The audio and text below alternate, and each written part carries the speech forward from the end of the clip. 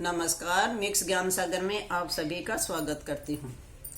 लक्ष्मी माता कहती है किसी स्त्री को अपने घर की इन 5 चीजों का दान नहीं करना चाहिए। जो स्त्री भूल से या गलती से ही इनका दान करती है, मैं उनका घर छोड़कर चली जाती हूँ।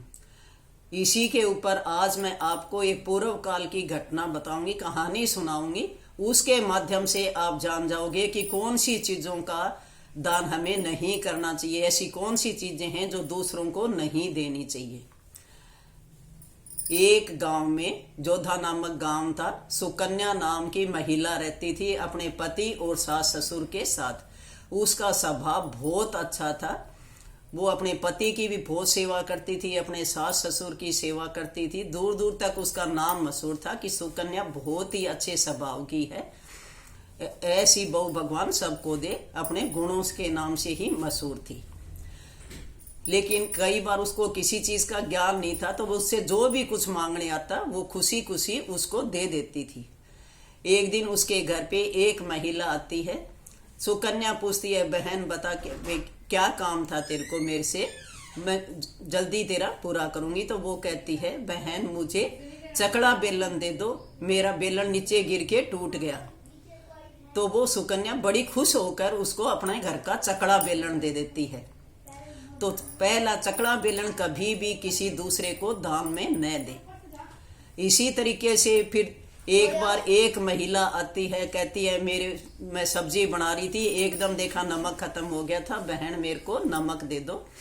तो वो अपने घर से नमक दे देती है उस महिला को।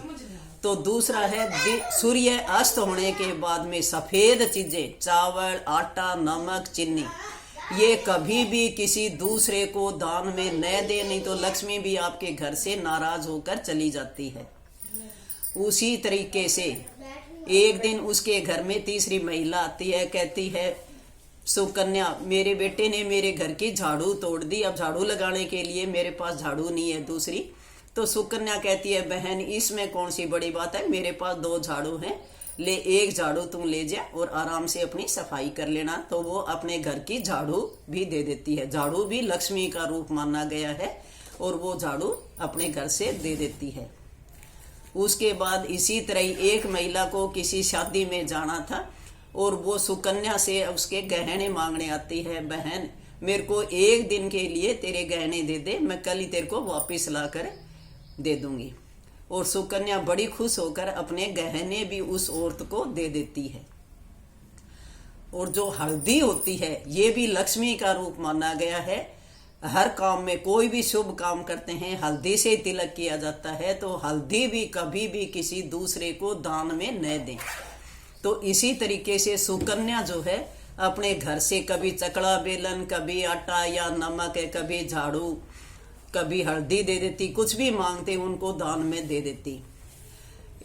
एक दिन क्या होता है कि कुछ लोग आते हैं और भागे भागे उसके पति से कहते हैं कि आपकी दुकान में चोरी हो गई, लुटेरे सारा सामान चोर के ले गए।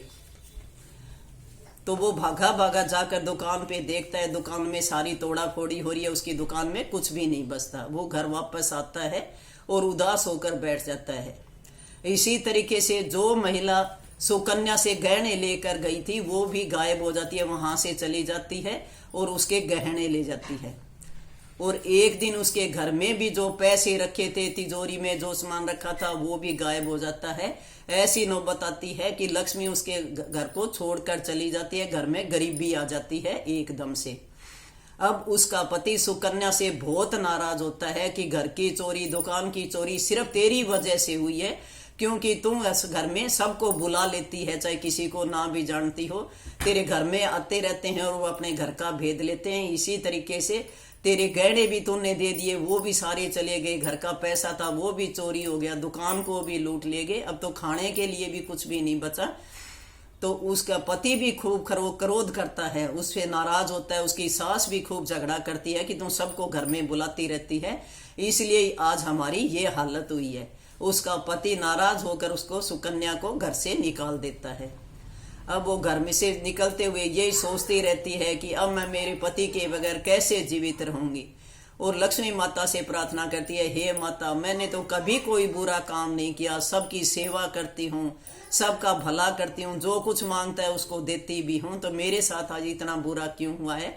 वो एक नहर पर जाकर खड़ी होती है कि आज मैं इसमें छलांग लगाकर कूद कर अपनी जान दे देती हूँ। जब मेरे पति ने मुझे त्याग दिया तो मैं जीवित रहकर क्या करूंगी। वो कूदने वाली होती है, उससे पहले हाथ जोड़कर लक्ष्मी माता से माफी मांगती है कि अगर मेरे से कोई गलती हुई हो तो लक्ष्मी माता मुझे माफ करना, और आज मैं इस शरीर को भी त्याग रही हूँ। इतने में ही वहां पर लक्ष्मी प्रकट हो जाती है, लक्ष्मी माता, और कहती है, सुकन्या, आत्महत्या करना तो महापाप है, ये तुम उससे भी बड़ा गलत काम कर रही हो। आत्महत्या करने से कोई काम सिद्ध नहीं होता। तुमने कुछ काम ऐसे किए थे जिससे मैं रुष्ट होकर तुम्हारा घर छोड़कर चली गई। तुमने अपने घर से चकला बेलन दिया, शाम के समय अपने घर से कभी आटा, कभी नमक, कभी चावल दे देती, तो उसके साथ फिर मैं भी तेरा घर छोड़कर चली जाती। इसी तरीके से तने झाड़ू भी दूसरों को दे दी, जो तेरा श्रृंगार का सामान था वो भी तने दूसरों को दे दिया, अपने घर से जो शुभ चीज होती है हल्दी वो भी दूसरों को दे दी, और जो तुमने घर में पैसा इकट्ठा करती है अपनी जमा पूंजी की किसी भी समय काम आ जाए तो वो भी तुम किसी को दान कर देती।